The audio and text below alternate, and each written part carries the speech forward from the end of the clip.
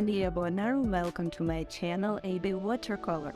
This video is a new format and I decided to share with you information about what materials are necessary for a beginner watercolor painter. This video I will share with you my experience of choosing materials. Information important not only from the point of view of economy. This video will help you to organize and correctly prepare for creation. Let's go behind my desk and get started. Meet my workspace. Most of the time you can see it behind the frame, but in this video I'll be sure to show you how I organize my space. As you can see, a small table, and on the wall I have tips and pieces of paint on it. How exactly I make them and a detailed breakdown of why they help tell you in another video of tips and tools. Let's not focus on that this time. Lamps for light, pots with brushes and individually pencils, watercolor, pastels and slate with which I make sketches. By the way, I've been using the mechanical pencil more lately. It makes thin lines and is easy to use. I lighten the sketch with a kneadable art easer. The standard easer can damage the top layers of the paper, and the gouge removes the lid without damaging it. The hero of each video, you can see the creation of watercolor works in the background, is my tablet. I fix the paper on it. Yes, he's already old and I fastened the paper on the backside that it would have held the tip. I looked for a new one which has itself a stand with adjustable tilt. Now I put a tape. That's a tip hack. I do this so that the water follows down the sheet. Also, it helps me to portray the perspective correctly. Paints. I buy them in tubes and put them on my palette. Now I'm waiting to the delivery of an order of half cups, and I'll be able to form an additional row. I prefer Rembrandt, Van Gogh and Rosa manufacturers. In fact, the choice of manufacturer is up to each artist. I pay attention to the amount of pigment in the composition. The less pigment, the clearer the paint mixes with other colors. I have also paints with granulation. They are especially well used in cityscapes because they have sediment on contact with water. I mix paints in a ceramic palette. It is easier to maintain and the water paints is easy to get on the brush. To activate the colors from the cuvette, before working with them, I spray them with water.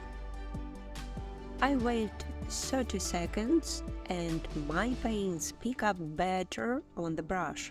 If I need thicker colors, for example for flowers, I press some directly from the tube onto the palette.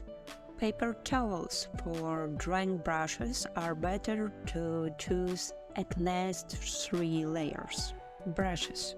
At the very beginning of my journey, I used mixes and mostly synthetic pile. They are more resilient and easier to control. As time went on, I became more confident in painting and more of my collection consists of natural soft brushes. Today there are such great synthetic brushes and it is difficult to distinguish them from the natural ones. But I have come to this decision. Brushes and paper should be chosen depending on the type of art you are painting. Right now I'm working on cityscape and botanicals, and I'll tell you what's best for them. For the background and the first fills, when I need to paint over everything, I use a spray. If I need to highlight an object like I did with the egg on the Easter motif, I use a flat brush. I moisten the brush and work it all over the surface. Most often it is synthetic, but now I'm waiting for the delivery of a gold hair brush. Let's see how it behaves. To apply the first ball of paint, I only use natural, large brushes. They apply the paint softly and evenly. To paint the basic shapes, I use brushes with a sharp tip. I can divide them by hardness, softer and harder. Basically, it's a mix of natural fleece and synthetics. And for details, the synthetics ones are the best. I use the beveled ones most often for fine lines and streaks on the petals.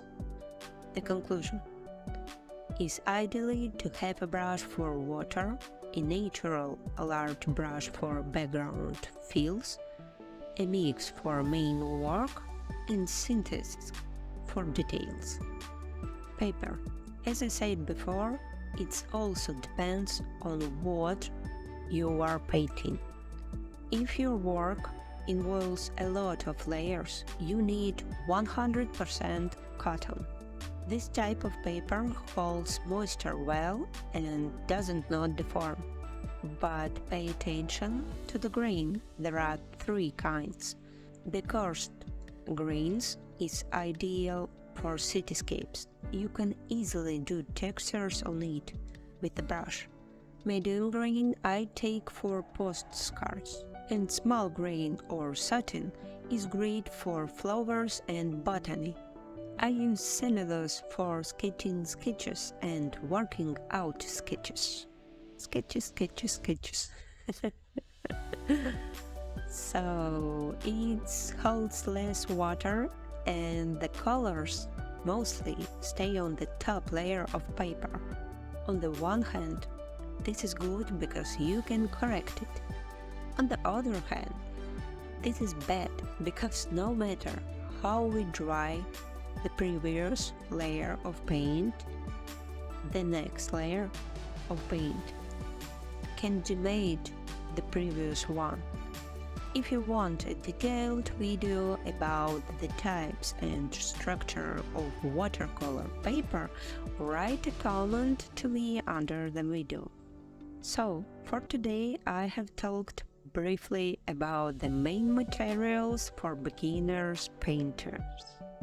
I hope the video was helpful for you and you found the information you were looking for. Share your opinions in the comments of the video. That will support my channel and tell me what videos you'll be interested in. Check out my playlists and see you later.